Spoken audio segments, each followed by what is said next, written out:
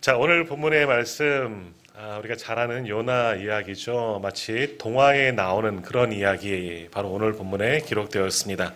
바로 물고기 뱃속에 들어갔다 나온 요나의 이야기입니다. 요나. 자, 요나는 북이스라엘 여로보암 2세 때의 선지자입니다. 이 북이스라엘 여로보암 2세 때라는 것은 무엇을 이야기하느냐? 그때가 북이스라엘의 가장 전성기 가운데 하나였습니다. 영토도 가장 넓고 또 나라도 강력했기 때문에 쉽게 물론 굉장히 작은 나라예요. 하지만 주변국이 쉽사리 공격에 들어오지 못할, 이스라엘은 항상 우리나라도 그랬지만 많은 외세의 침략을 받지만 그래도 여로보암 2세 때는 최전성기예요. 무역도 굉장히 발달되어지고, 그러나 영적으로는 굉장히 타락한 시기가 여로보암 2세 때이다라는 겁니다. 요나는 바로 그때 북이스라엘에서 활동했던 하나님의 선지자였습니다.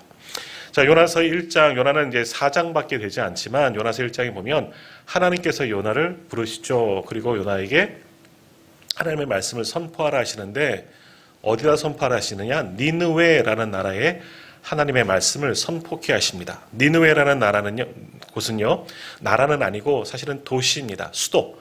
아수르 제국의 수도가 니느웨입니다.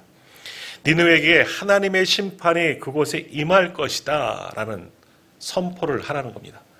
자기 나라도 아니고요. 지금 우리나라도 나라는 발전했지만 북이스라엘, 영적으로 타락한 이 땅에 하나님의 말씀을 선포하는 것이 아니라 다른 나라, 그것도 이스라엘을 굉장히 공경에 빠뜨리는 북쪽에 있는 가장 거대한 당시 큰 제국, 이 아수르, 그것도 아수르의 수도까지 찾아가서 굉장히 멉니다. 거기 가서 하나님의 말씀을 선포하시는데 좋은 소리도 아니에요. 야, 니네 나라 망할 거야. 왜? 너희 죄로 말미암아 하나님이 심판할 거니까 이것을 선포하고 오라는 겁니다. 하나님이 말씀하셨으니 선지자들은 그것을 전할 뿐입니다. 사실은 선지자는 스피커예요.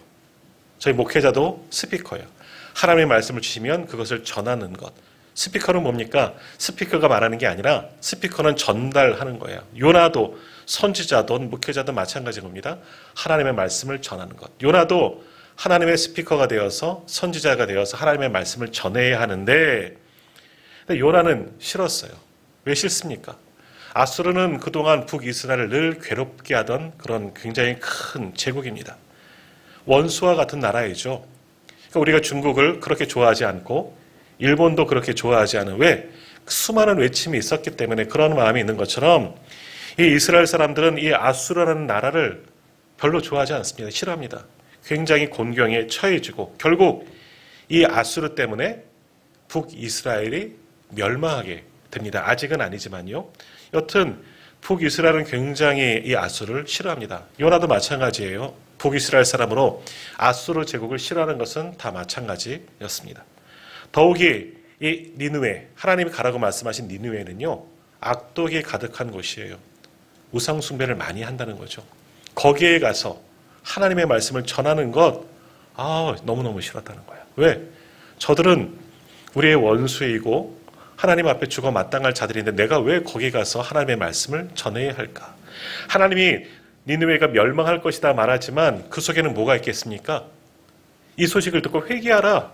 그러니 회개하라 라고 말씀하는 거예요. 그러니 요나는 이 니느웨로 가기가 싫었다라는 겁니다. 그래서 니느웨로 안 가고 다른 곳으로 완전히 반대 방향으로 도망쳤다 하는 것이 이 요나의 시작입니다. 자, 우리가 이렇게까지 말씀을 들으면, 그리고 구약에 요나에 대한 부분이 여기 요나서 4장에 나오죠. 물론 다른 곳에도 분명히 나옵니다. 그렇기 때문에 요나 선지자 하면 많은 분들이 요나 선지자를 좋아하는 분은 그리 많지 않을 거예요. 그리고 요나 선지자 보면, 야, 이 사람도 선지자인가? 오늘 말씀도 어중간하게 끝나는 것 같잖아요. 이는 참 형편없는 선지자이구나 라고 생각을 할 수 있지만 사실 그렇지 않습니다. 요나도 위대한 선지자 중에 하나입니다. 더욱이 아까 처음 말씀드렸던 것처럼 요나가 활동하던 시기가 어디냐? 북이스라엘이에요. 그 당시 북이스라엘은 여호와 신앙을 지키기 어려웠던 그런 시절이에요. 태생부터 좋지 않았거든요. 여호보람 왕 때부터 처음부터 단과 저 위쪽에다 그 우상을 세워놓고, 금송아지 우상을 세워놓고 하나님 대신해서 섬겼던 나라. 태초부터 시작 때부터 우상 숭배하던 나라, 그러니 우상이 만연하던 그곳이 북이스라엘. 물론 이스라엘 민족이긴 하지만 하나님도 섬기고 우상도 섬겼던, 영적으로 타락했던 것이 북이스라엘이었다는 겁니다. 하지만 여호와 신앙이 무너지고 있는 이때에 요나는 하나님을 향하여 예배하는 자이고 하나님께 부름받아 선지자가 되었다는 건 뭐예요? 그만큼 다른 사람들보다도 하나님을 향한 열심이 있었다는 것 아니겠습니까? 실제로 요나는 오늘 본문에만 나오는 것이 아니라 열왕기상하를 보면 거기에도 등장하는데, 당시 북이스라엘의 영적으로 타락했을 때 그 땅에서 하나님의 말씀을 선포하고, 무엇을 선포했겠습니까? 똑같은 거죠. 하나님께 돌아오라. 하나님께 돌아오라. 회개하고 하나님께 돌아오라. 하나님의 손에 붙들려서 귀하게 사용되었던 선지자가 요나 선지자입니다. 아주 형편없는 사람 아니에요. 위대한 하나님의 사람 중에 하나가 바로 요나였다라는 겁니다. 하지만 우리는 이 요나서를 보면서 야, 요나는 참 형편없구나. 그 모습 보면서 우리의 모습도 돌아보게 됩니다. 자, 여튼 이러한 요나가 하나님의 부르심을 받고 또 하나님의 사명을 받고 니느웨로 가긴 해야 되는데 가기가 싫었어요. 요나가 가야 할 이 니느웨, 다시 한번 생각해 봅니다. 니느웨는 아수르 제국, 당시 아마 거의 최초의 제국 가운데, 이 근동 지방에 세워진 제국 가운데 하나이고요. 굉장히 크고 당시에서는, 그리고 굉장히 잔인한 나라가 아수르라는 그런 나라입니다. 전에도 이 말씀 전할 때만 예를 들었었는데, 혹시 예전 좀 오래됐는데요, 300이라는 영화 혹시 보셨습니까? 스파르타. 이 아수르 제국과 그리스 스파르타와 싸우는 이야기가 그려진 책이 이 300이라는 영화예요. 거기에 등장하는 나라가 아수르 제국, 살만에셀이라고 나오는데 크세르크세스가 나와요. 그 사람이 누구냐면 에스더 남편이에요. 구약에 나온 에스더. 그러니까 아수르, 그 영화에 보면 굉장히 잔인하고 우상 숭배, 굉장히 왕권이 센 그 나라로 나옵니다. 그렇게 묘사했는데 그런 나라요. 굉장히 당시에 강력하면서도 잔인하게 다른 나라를 정복했던 나라가 아수르 제국이었다라는 겁니다. 그 중에 니느웨는 아수르 제국의 수도입니다. 당시 도시가 그렇게 크지 않습니다. 지금처럼 발달하지 않았기 때문에. 그래서 이 아수르 제국의 길이는 30km 정도, 넓이가 한 24km 정도 되는, 당시로서는 굉장히 큰 도시 가운데 하나였다는 거예요. 그리고 정치적으로도 문화적으로도 굉장히 발달한 도시가 니느웨라는 그러한 도시였습니다. 그곳에는 당시 72만 명이 살았다고 해요. 굉장히 많이 살았죠. 우리 강릉 지역이 한 20만 명 된다고 하는데 엄청난, 당시로서는 굉장히 큰 도시예요. 지금 우리 서울보다도 큰 도시가 아마 니느웨가 아닌가 생각되어집니다. 하지만 나라는 부강하고 모든 것이 발달된 반면에 영적으로 타락하고 범죄도 많고 백성들 사이에는 그렇게 썩 좋지 않고 우상 숭배가 가득한 음란한 도시가 니느웨였다는 겁니다. 기원전 이 아수르는 기원전 3000년부터 609년 정도까지 그렇게 있었던 나라인데, 특히 이 300년간 이 고대 근동 지역, 그러니까 이스라엘 속해 있는 그 지역의 패권을 차지하고 있던 것이 아수르 제국이었다라는 거예요. 그래서 살만에셀 3세라는 사람이 있을 때 기원전 860년인데요. 그때 이스라엘을 처음 침공하게 되었고 세 차례 계속해서 아주 강력하게 이스라엘을 치고 내려왔습니다. 그러다가 결국 기원전 722년에 이 아수르 제국이 북이스라엘을 완전히 멸망시키게 됩니다. 그러니까 이스라엘 남북으로 나눠졌을 때 북이스라엘은 722년 이 아수르 제국에 의해서 멸망하게 되고, 그때 그 남쪽 유다 왕은 누구였느냐? 히스기야입니다. 그때 그 여세를 몰아서 이 히스기야가 다스리는 남유다까지 침공하려고 내려왔다가 하나님의 은혜로 다 패하고 돌아간 그런 기사가 성경에 기록되어졌는데, 그만큼 북이스라엘 남유다에게 끊임없이 위협이 되던 나라가 이 아수르 제국이었다라는 겁니다. 그러니 요나는 그런 나라가 싫었던 거죠. 더구나 굉장히 잔인합니다. 역사 자료에 의하면 이 아수르가 다른 나라를 침략할 때 어떻게 했느냐, 완전히 쑥대밭을 만드는 거죠. 모든 재물들은 다 약탈해 오고 젊은 사람들을 포로로 잡아가는데, 우리 6.25 때 쇠사슬로 꽁꽁 묶여 이렇게 했던 그런 노래도 있었던 것처럼 그거보다 더 잔인했다는 거예요. 코를 꿰어서, 소처럼 코를 꿰어서 거기다 고리를 연결해서 끌고 갔다는 거, 마치 짐승 다루는 것처럼 그렇게 젊은 사람들을 다 코를 꿰어서 데리고 가고, 또 그 가운데 반항하는 자들이 있다면 사막에다가 목만 빼놓고 묻어버리고 갔다는 거예요. 죽으라고. 살아서 고통을 당하면서 죽으라고. 그랬다는 거죠. 그리고 어떻습니까? 그 잘하는 것처럼 니느웨 성벽은요, 전쟁 포로들의 얼굴 가죽으로 다 붙여놨다는 거예요. 성벽이 얼마나 큰지는 모르겠지만 성벽에다가 얼굴을 뜯어다가 가죽을 뜯어 거기다가 덕지덕지 붙었다는 거죠. 그만큼 우리가 강력한 나라다. 굉장히 잔인한 나라가 니느웨라는 그런 아수르이고, 그 수도가 니느웨였다는 겁니다. 그러니 아수르가 침공에 들어오면, 아수르 대군이 쳐들어오면 이제는 우리는 죽었구나, 항복하는 수밖에 없는 거예요. 그런데 이 북이스라엘도 3번이나 버티다가 결국은 함락되었다는 거죠. 거기다가 그 아수르는 굉장히 우상 숭배가 극심했습니다. 당시 최고 신이라고 당시 근동 지방에 여겨졌던 마르둑이라는 그런 신도 있고요. 뭐 아슈르, 뭐 에와, 담키나, 뭐 태양신, 뭐 달신 등등등등 해서 우리가 알 수 없는 이름들의 여러 가지 신, 뭐 그리스 로마처럼 신화처럼 굉장히 많은 신들이 있었어요. 그러니까 그만큼 나라 안에 우상 숭배가 만연하고 그들을 섬기는, 그 신들을 섬기는 신전도 굉장히 많았다는 것이고, 신전이 있다는 것은 당시에 신전이 있는 곳에는 당시 창기들이 있었습니다. 그러니까 음란한 것도 굉장히 문화 속에 만연히 들어갔던 곳이 니느웨라는 그런 지역이었다라는 겁니다. 그러니 그 모습만 봐도 하나님의 심판을 받아 마땅한 곳이라는 거예요.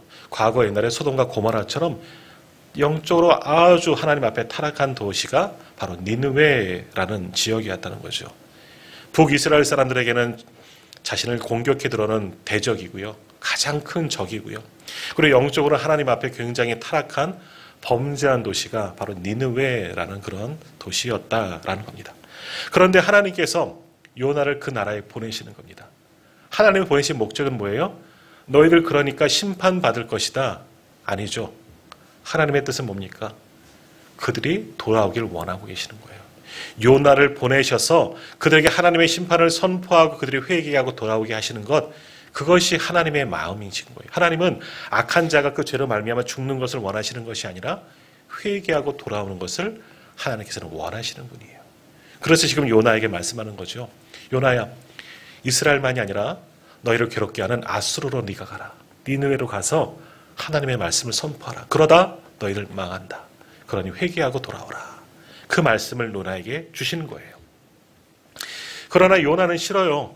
가기가 싫습니다. 우리도 그렇잖아요.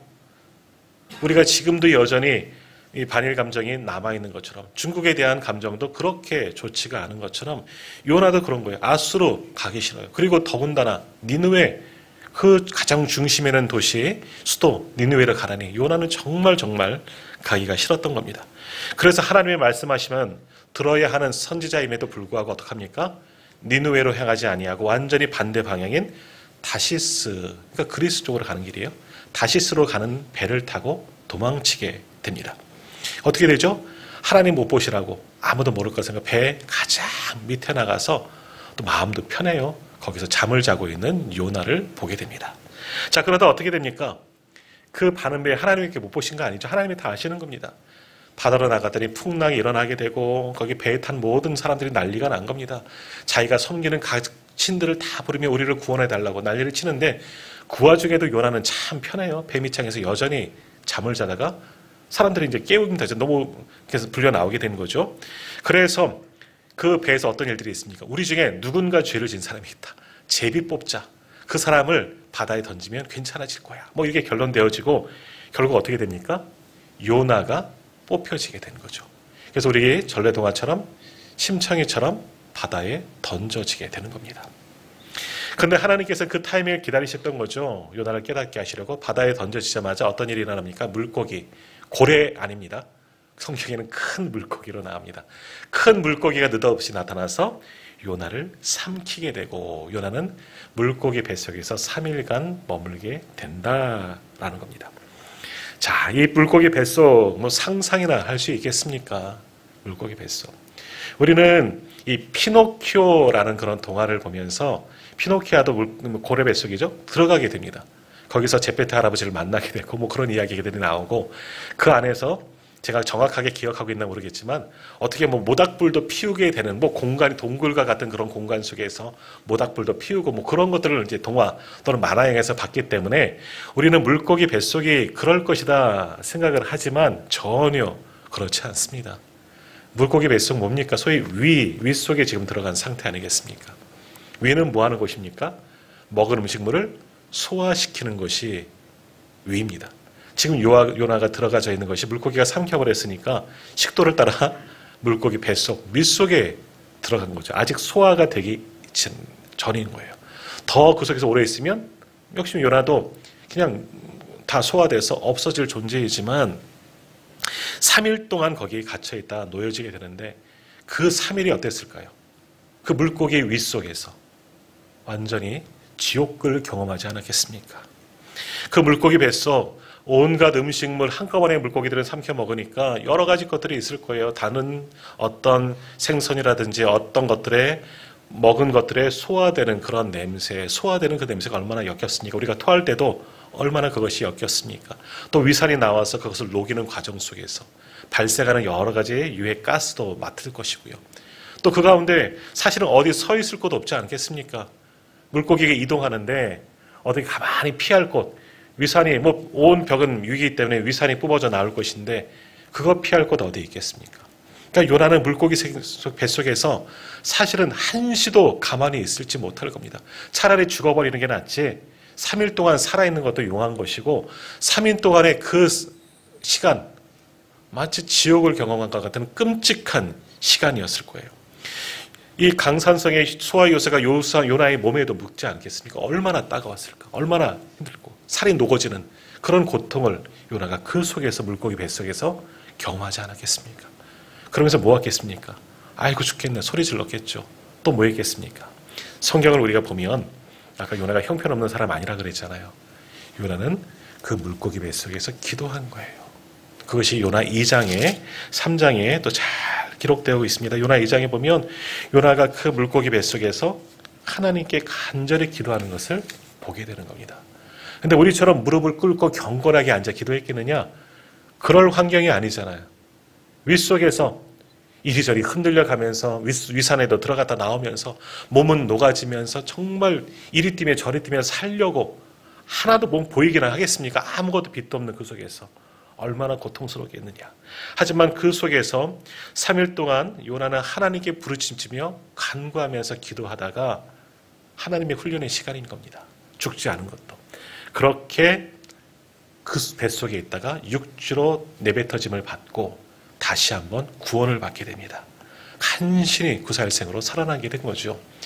그제서야 하나님께서 요나에게 두 번째로 또 한 번 명령을 내리십니다. 니느웨로 가서 하나님의 말씀을 선포하라. 하나님도 좀 잔인하시죠.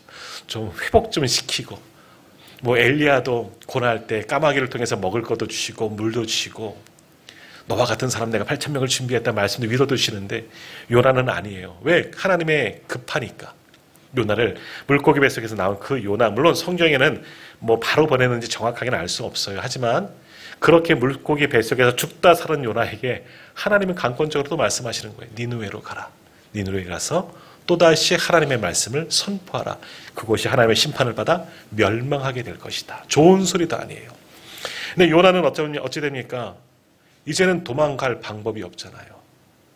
똑같은 일을 또 겪기 싫을 거 아니에요. 어쩔 수 없는 거예요. 갈 수밖에 없는 거죠. 이제 가야 할 상황밖에 없는 거예요. 갈 길은 여기밖에 없는 거죠.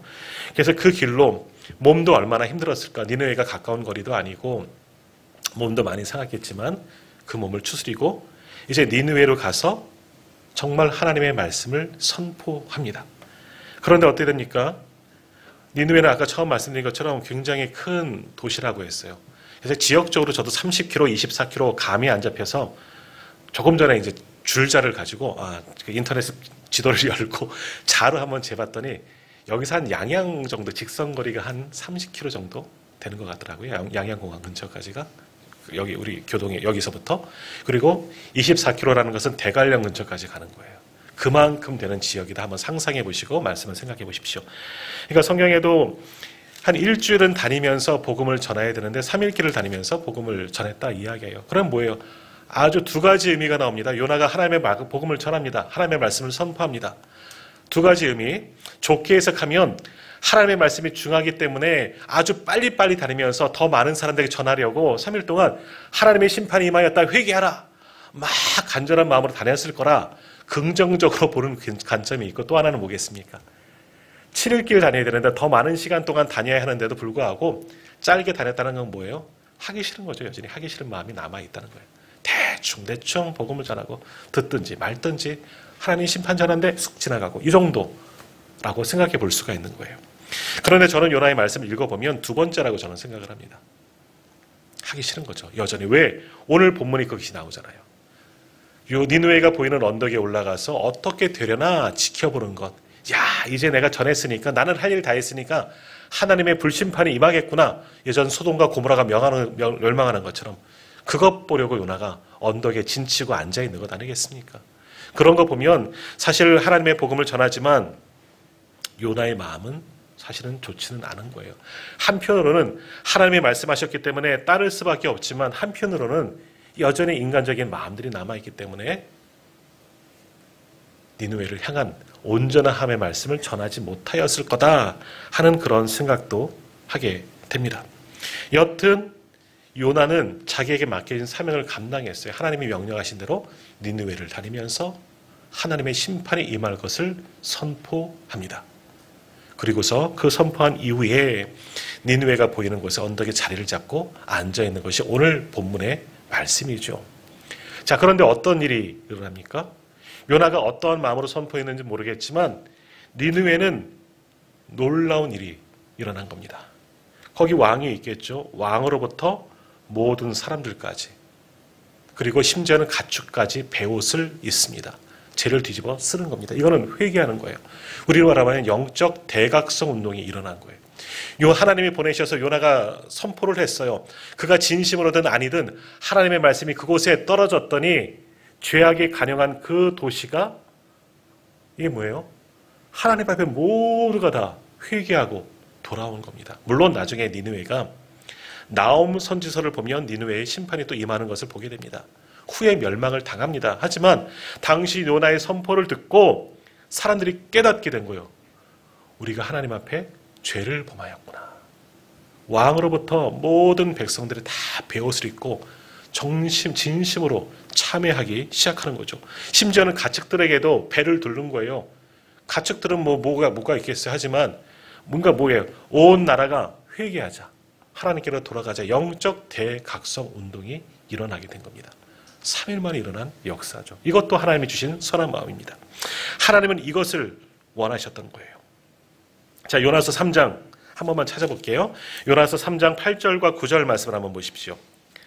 요나서 3장 바로 앞에 있습니다. 8절과 9절 말씀 제가 한번 읽도록 하겠습니다. 사람이든지 짐승이든지 다 굵은 베옷을 입을 것이요 힘써 하나님께 부르짖을 것이며 각기 악한 길과 손으로 행한 강포에서 떠날 것이라. 하나님의 뜻을 돌이키시고 그 진노를 그치사 우리가 멸망하지 않게 하시리라. 그렇지 않을 줄 누가 알겠느냐 한지라. 아멘. 왕의 이야기죠. 야, 우리가 회개하자.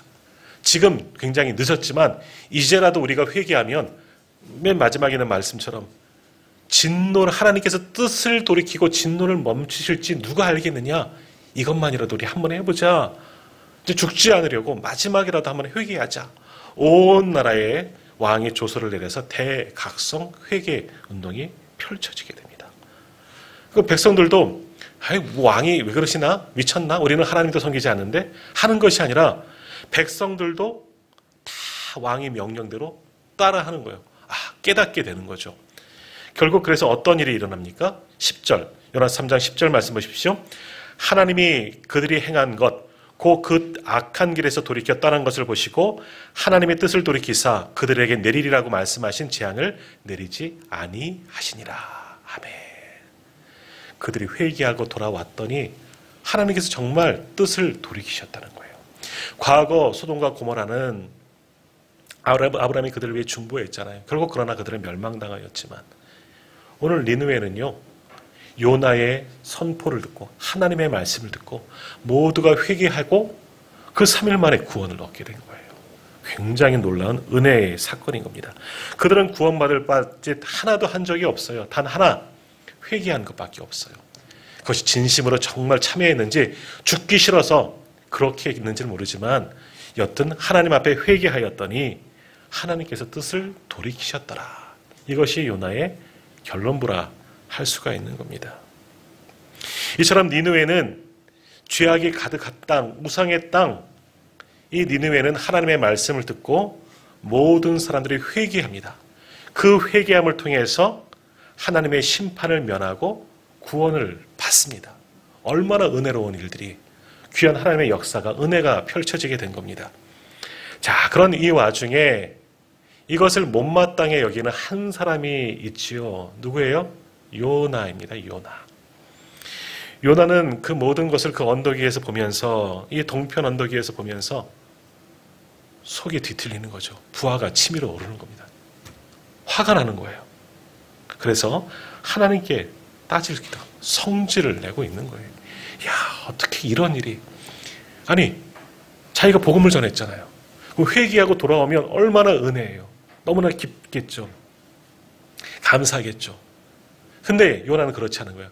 저들이 멸망받는 걸 오히려 바랬는데 그것 되지 않으니까 얼마나 힘들었는지 화를 내고 견디지 못하게 되는 겁니다. 그래서 요나가 하나님께 그 화를 참지 못하고 탄원하는 겁니다. 그것이 우리가 읽지는 않았지만 요나서 4장 2절 말씀 한번 보십시오. 요나서 4장 2절입니다. 여호와께 요나가죠. 1절부터 제가 한번 읽어요. 요나가 매우 싫어하고 성내며 여호와께 기도하여 이르되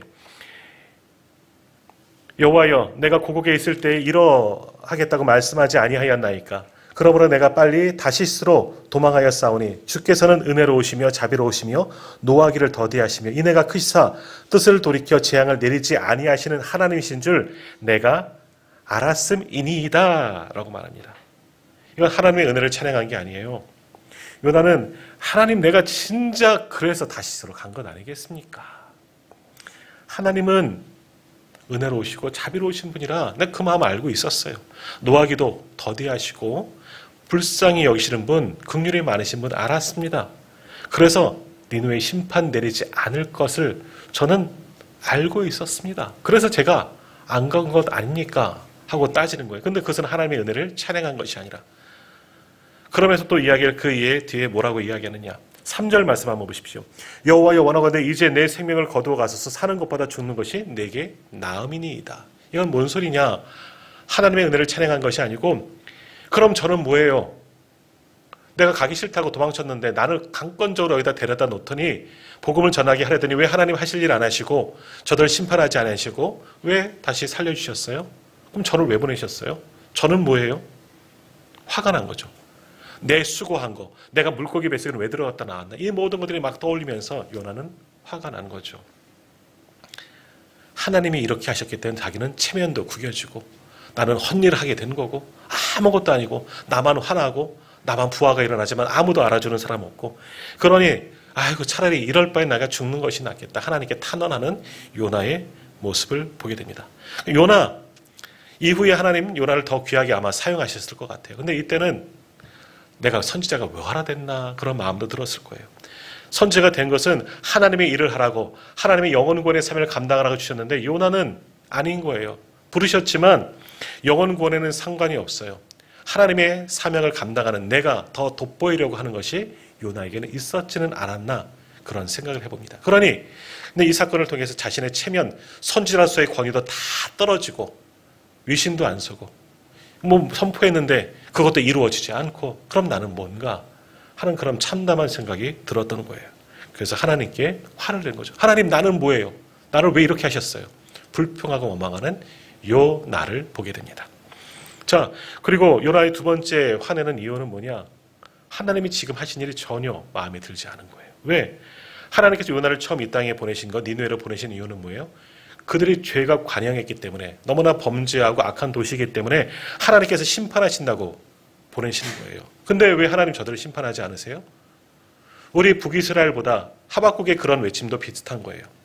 하나님 왜 북이스라엘 하나님의 백성인데 이들은 심판하시면서 왜 우리보다 더 나쁜 놈들, 악한 사람들은 왜 심판하지 않으세요? 하나님 정의의 하나님이시잖아요. 근데 왜 저렇게 죄가 가득한 놈들은 왜 심판하지 않으십니까? 이해할 수가 없는 거예요. 오늘 말씀의 제목처럼. 도저히 이해할 수가 없는 거예요. 요나의 생각으로는. 그건 우리의 생각도 마찬가지예요. 우리도 복음을 전할 때 어떤 분들은 복음을 받고 돌아오지만 야, 저 사람이 예수를 믿는다고 의아해 여기는 분이 있어요. 야, 어떻게 저 사람이 예수를 믿을까?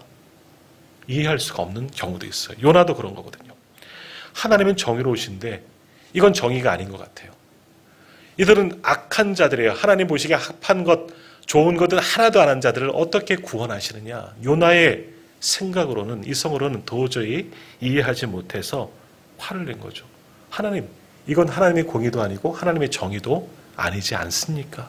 하나님의 뜻이 뭡니까? 따듯이 문고해요. 물고 있는 거죠. 자, 하나님은 공의의 하나님이시고 또는 하나님은 정의의 하나님, 분명히 맞습니다. 그런데 또 다른 하나님의 성품은 뭡니까? 하나님은 사랑의 하나님이십니다. 요나가 알고 있는 하나님은 공의와 정의의 하나님, 악한 것은 반드시 판단하시고 심판하시는 하나님, 대부분의 구약의 하나님은 그렇게 보여져요. 아니에요. 그것만 있는 것이 아니라 하나님은 사랑의 하나님이에요. 오늘 본문에 증거하고 있잖아요. 그들이 악할지라도. 맨 마지막 말씀 보시겠습니까? 요나서 4장 11절. 하물며 이 큰 성읍 니느웨에는 좌우를 분별하지 못하는 자가 12만 여명이요 가축도 많이 있나니 내가 어찌 아끼지 아니하겠느냐. 하나님의 사랑의 마음이 여기에 묻어져 있는 거죠. 하나님은 사랑의 하나님이에요. 이들이 타락하고 죄 가운데 거하지만 돌아오기를 원하시는 거예요. 그래서 요나를 보내셨는데 요나는 그 하나님의 마음을 정확하게 알지 못하였기 때문에 하나님을 향하여 화내고 분노하고 탄원하고 있는 거죠. 만일 하나님의 공의만 있다면, 하나님의 정의만 있다면 오늘 우리는 존재하지 않았을 거예요. 오늘 우리가 어떻게 구원받았습니까? 공의의 하나님, 하나님은 죄가 있는 우리를 심판하셔요. 그러나 하나님은 사랑의 하나님이십니다. 그래서 우리를 위해서 하신 일이 뭐예요? 예수 그리스도의 십자가 아닙니까? 우리가 죽어야 하지만 우리의 죄로 우리는 죽을 수밖에 없는 존재이지만 하나님은 끝까지 우리를 사랑하시기 때문에 당신이 오셨어요. 당신의 아들 예수 그리스도를 우리를 위해서 대속의 죽음을 죽게 하시고 우리를 살리시는 사랑의 하나님이십니다. 사랑의 하나님이시기 때문에 오늘 우리가 그 은혜로 이렇게 나와 예배하고 있는 것 아니겠습니까? 우리가 지금 살아있고 예배할 수 있는 것은 사랑의 하나님이 계시기 때문인 줄 믿습니다. 하나님처럼 회개하는 영혼들을 살리시는 하나님이신 줄 믿습니다. 요나는 이해할 수 없었지만 그러나 하나님은 그것을 알게 하시는 분이십니다. 자, 오늘도 우리는 생각해야 합니다. 하나님은 모든 나라와 민족이 돌아오기를 지금도 여전히 원하고 계신 줄 믿습니다. 올 한 해도 이러한 하나님의 마음을 가지고 죽어가는 많은 영혼들을 보십시오. 그들이 돌아올 때까지 우리는 복음을 증거해야 합니다. 그리고 하나님의 사랑에서 끊을 사람들을 우리 두지 마십시오. 어떤 분들은 그러잖아요. 그 사람은 안 돼요. 안 돼요. 분명히 있습니다. 우리 주변에 우리가 생각하기에는 이 사람은 예수 100% 안 믿을 사람이라고 우리 스스로 판단해버리고 끊어버린 사람이 있습니다. 근데 성경이 분명히 말씀하시죠. 하나님의 사랑에서 어느 것도 끊을 수가 없다는 거예요. 어느 누구도 하나님의 사랑에서 제할 수가 없다는 거예요. 하나님은 끝없는 사랑을 하시는 분이에요. 그러므로 그 마음을 가지고 주님의 복음을 전하는, 또 받은 복을 나누는 올 한 해가 되기를 간절히 소망합니다. 그러나 우리 마음이 아직 옹졸하고 우리 아직 부족하기 때문에, 믿음도 잘하지 못하였기 때문에 우리 속에는 요나와 같은 마음이 있는 거예요. 그래서 이 말씀 전할 때 저도 들은 말씀이지만 그렇구나 생각이 나는 거예요. 요나를 보면서 우리는 가슴에 얹고 이렇게 이야기하는 거죠. 요나가 문제구나. 요나. 이 양반이 문제가 아니라 그동안 내가 문제였구나. 우리가 변화되어져야 하는 거예요. 나도 하나님의 사랑으로 거듭나지 않았습니까? 나를 살리시는 하나님께서 저 사람을 못 구원하시겠습니까? 그러므로 내가 변화되어져서 하나님의 사랑을 전하고 많은 민족을 구원하고 두기 우리 주변에 있는 우리 식구들, 우리의 자녀들 안 된다는 생각 마시고요. 올 한 해 그들에게 주님의 사랑을 전하십시오. 복음을 전하십시오. 그들이 우리가 전한 그 복음의 메시지를 듣고 분명히 주님께 돌아오게 될 줄 믿습니다. 하나님께서 요나를 사용하셔서 니느웨를 구원하신 것처럼 오늘 누구? 요나를 사용하셔서 놀라운 하나님의 역사를 이루어 주실 줄 믿습니다. 기도하겠습니다.